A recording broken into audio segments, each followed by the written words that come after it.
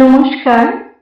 পাঠ করে শোনাচ্ছি কবি ও ঔপন্যাসিকা মল্লিকা সেনগুপ্তের সীতায়ন উপন্যাসটি থেকে। রামায়ণ আমাদের আদি কাব্য, আদিকবি বাল্মীকির রচনা, একজন পুরুষের রচনা। একটি পিতৃতান্ত্রিক সমাজ, পুরুষ শাসিত সমাজের দৃষ্টিভঙ্গিতে লেখা। আর সীতায়ন ঠিক সম্পূর্ণ বিপরীত ধর্মী, একজন নারীর লেখনীতে, একজন নারীর দৃষ্টিকোণ থেকে আর একজন নারীর জীবনী রচনা করা হয়েছে। তাই এর নাম সীতায়ন, তাই এই উপন্যাস অনন্য। রামায়ণে বহু চর্চিত যে অধ্যায় সীতার পাতাল প্রবেশ, সেই অংশটি আমি পাঠ করব। মল্লিকা সেনগুপ্ত এই অধ্যায়ের নাম দিয়েছেন জানকী মিলিয়ে যান অলৌকিক ঝড়ে।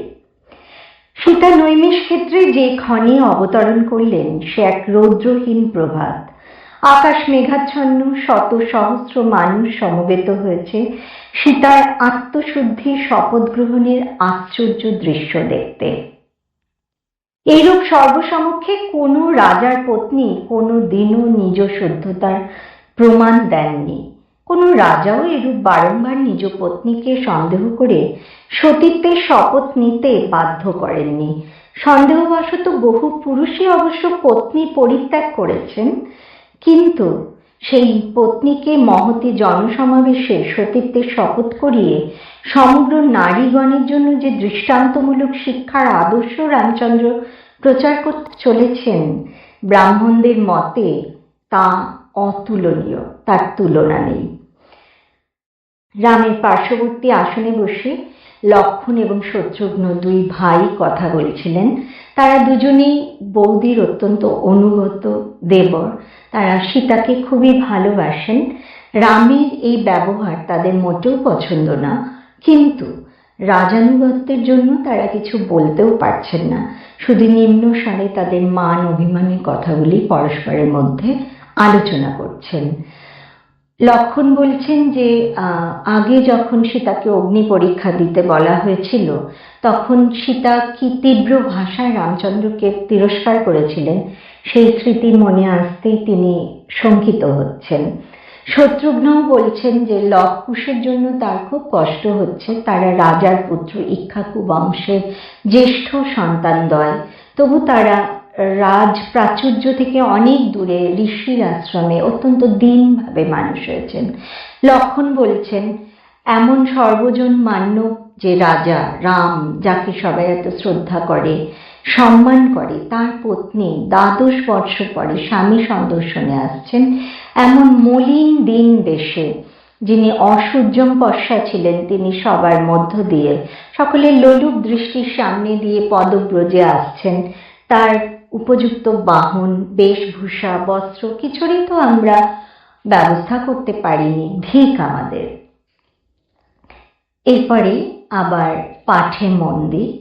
বশিষ্ঠ, বামদেব, জাবালি, কাশ্যপ, বিশ্বামিত্র, দীর্ঘতমা ইত্যাদি সহস্র ব্রাহ্মণ ছাড়াও ক্ষত্রিয় রাজা ও রাজপুরুষগণ, বৈশ্য, শূদ্র, মহাবল রাক্ষসগণ দিক দিগন্ত থেকে সমবেত হয়ে ঘটনাক্রম পর্যবেক্ষণ করার জন্য পর্বতবৎ নিশ্চল হয়ে দাঁড়িয়েছিল। জানকীকে সমাগত দেখে নানারূপ কোলাহল, সাধুবাদ, বিলাপ ও শোকোচ্ছ্বাস উত্থিত হল। বাল্মীকি স্বয়ং জানকীর হাত ধরে রামের সামনে দাঁড় করিয়ে দিয়ে বললেন, রাজা, এই তোমার পতিব্রতা পত্নী, যাকে লোকের অপবাদের ভয়ে আমার আশ্রমের নিকট তুমি ত্যাগ করে এসেছিলে। উনি বিগত দ্বাদশ বর্ষ ধর্মানুসারে শুদ্ধচারিণীর জীবন যাপন করেছেন। এক্ষণে আমার কন্যা সময়ে জানকীকে তোমার কথা মতো উপস্থিত করেছি। সীতার মলিন বেশ দেখে শীর্ণ দেহাবয়ব বস্ত্রের মধ্য থেকে অনুমান করে রামের দৃষ্টি প্রতিহত হয়েছিল।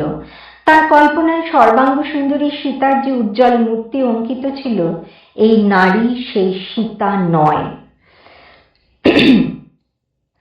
কালের প্রভাবে, দারিদ্র্যের স্পর্শে যেন প্রকৃত সীতার ছায়া মাত্র সামনে এসে দাঁড়িয়েছে।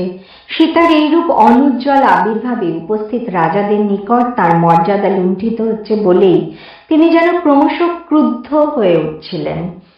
সীতা, তিনি বজ্রগম্ভীর স্বরে ডেকে উঠলেন।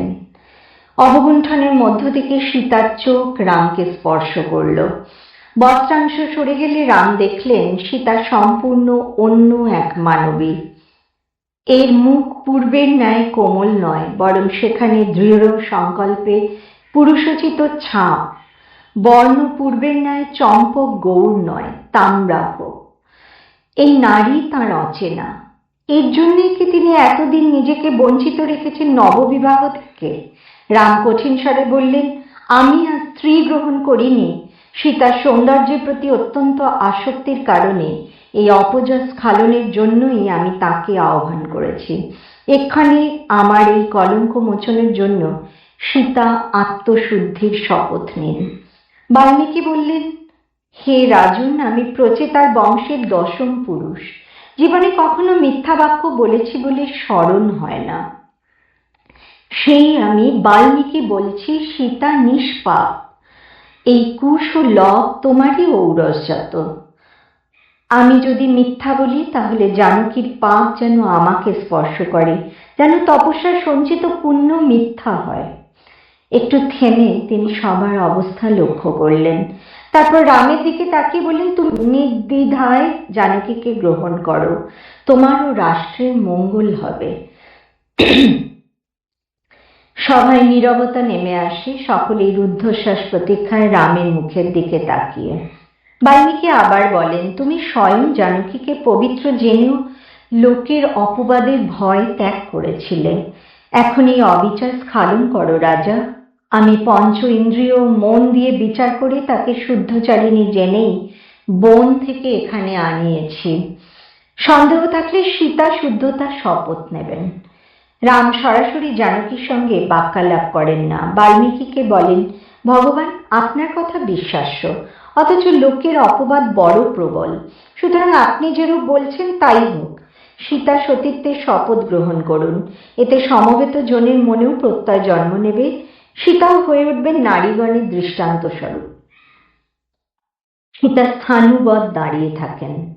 শত্রুঘ্ন অস্থির বোধ করেন। যবনিকার পশ্চাতে বসে অসহনীয় অবস্থা হয় কৌশল্যার। মান্ডবী, উর্মিলা ও শ্রুতকীর্তি শিহরিত হয়ে ভাবেন, এই অবস্থায় পড়লে তাঁরা কি করতেন? লক্ষণ উত্তেজনা বশত একবার উঠে দাঁড়িয়ে পড়েন। কিছু বলতে যান, তথাপি রামের বিরক্তি উৎপাদনের ভয়ে আবার বসে পড়েন। সীতা সকলের মুখভাবই লক্ষ্য করেন। তীব্র ধিক্কার জাগে পরিজনের প্রতি। তিনি জানেন রামের প্রতি ভ্রাতাদের এই প্রশ্নহীন আনুগত্য শুধু ব্যক্তি মায়ার কারণে নয়। রাজতন্ত্রের মধ্যে রাজার প্রাধান্যের যে বিন্যাস, কুলের মধ্যেও অনুরূপভাবে বয়োজ্যেষ্ঠ পুরুষের আধিপত্যের বিন্যাস অলঙ্ঘনীয়। এই প্রথা সর্বদা সকলে যে মানে তা নয়, কিন্তু রঘুকুলে এই নিয়মের বড় কঠোরতা।